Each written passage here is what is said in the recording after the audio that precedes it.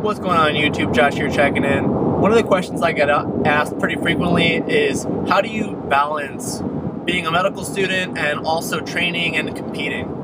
So, I think this is a broader question and applies not just to medical school but to life in general. Kind of when you're busy, how do you balance lifting with life? And I do have experience with that. Before going to medical school, I was working 5 jobs. I often worked over 80 hours a week as a paramedic. So my sleep schedule was off. I was going from job to job to job, often traveling, over 70 or 80 miles a day to get from work to work. And, it was rough. Definitely, I would say more challenging than it is in medical school. And I still managed to train 3 or 4 days a week, even if it meant getting to the gym at 12 or 12 a.m. or, getting there at 4 a.m. before a shift. I'd get in a training session regardless. For most people who say I don't have time to lift or something like that, I think for most people, if you would rephrase that and say it's not a priority to me, it sounds a lot different. And you may have heard that before from other people. I'm definitely not the first person to make that statement, but I definitely think there's a lot of truth to that. As far as what I do personally, number one, obviously, like I said, it's a priority for me. So that's really important, because if it's not a priority for you, you're not going to make the time. So how do you make the time? Well, I would say that there's two major components that go into that. One of them is efficiency, and the second one is long-term planning. So efficiency, I mean, let's say I sleep 7 or 8 hours a night if I'm lucky, sometimes 6. Let's say I sleep 6 to 8 hours. So therefore, I'm generally awake somewhere between 16 and 18 hours a day. No one has more than 24 hours in a day, and we all need to sleep. So it ultimately comes down to how do you use your time wisely when you are awake. Definitely I try and do my best to not waste time when there's opportunities to multitask or, when time can be wasted, I definitely try to take advantage of that. So for instance, I often take the train to school, and maybe it's a 10-minute ride each way. So on that ride, I will study. So that's extra 20 minutes I can study. Say you're in the car and you're driving a lot and you're a student. You can listen to audio lectures while you're driving, and like as a podcast or something like that.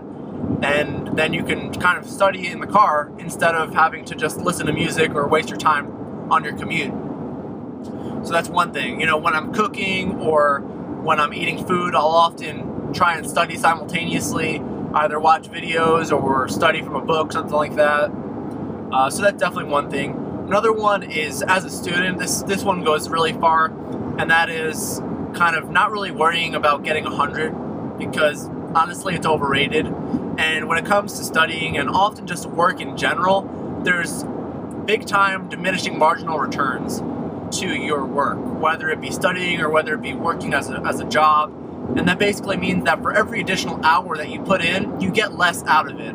So if we're talking about studying, that means that maybe if I want to study for a test in medical school, granted in medical school you kind of have to study a little bit more than in undergrad or in high school, but let's just say if I'm going to study for a test and I want to get a 90, I would need to study 30 hours for that exam. If I wanted to get a 100 or pretty close to it, I might need to study 50 or 60 hours to get that extra 10 points. So as you can tell, it definitely takes a lot more to get that extra bit at the very end, which what I would say is really it's not worth it to do that. And as a result of me not wasting my time studying that extra bit to get the 100 on the exam, I have therefore more time to do things that I like to do, such as lift. So that's number one, efficiency. Number two is long-term planning. So, basically most things do not come up last minute. A lot of times you'll have advance notice when you have exams or when you have quizzes or assignments, essays. If you work, when is your project due to your boss? Very rarely do things come up really last minute to the point where you absolutely cannot make it into the gym and train, etc. A really good example of this is my board exam. So for those of you who don't know, you take your first board exam at the end of your second year of medical school, and it's a really big deal because this exam can pretty much determine what specialties you have available to you to do in the future. If you want to potentially go into one of the more competitive specialties, you need to do very well in this exam because the programs that you would be applying to use this exam to screen you out, essentially. So if you don't do well, basically your future is almost determined by this exam. As kind of bad as that sounds, that's really the reality of it. So this is a big deal. And as a result of that, most medical schools give their students a fair amount of time off to study for the exam, where they just study, they have no classes. In my school, we get 6 weeks off. And during that time period, most students study for 12 hours a day on average. And they don't take like weekends off and anything like that. It's 7 days a week, 12 hours a day of studying, intense studying for that time period.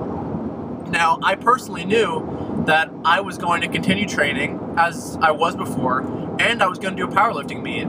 And I was training 4 days a week, often 2 or 3 hours per session. And I was also, like I said, I did a powerlifting meet, which basically took an entire day out of my studying.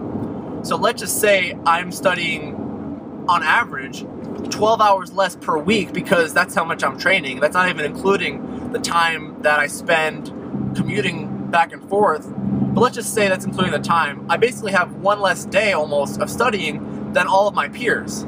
So you might say, well, oh wow, that's terrible. If you look at it like that, you're really at a disadvantage, especially for such an important test.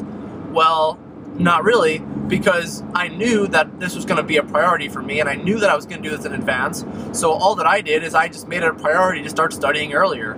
So when we had classes, I was studying for my board exam, and in the end, it worked out fine, because I did it really well on my exam, despite the fact that I was lifting and that I did a competition. Most people would tell you that I'm kind of crazy for doing a competition literally like a week before my exam.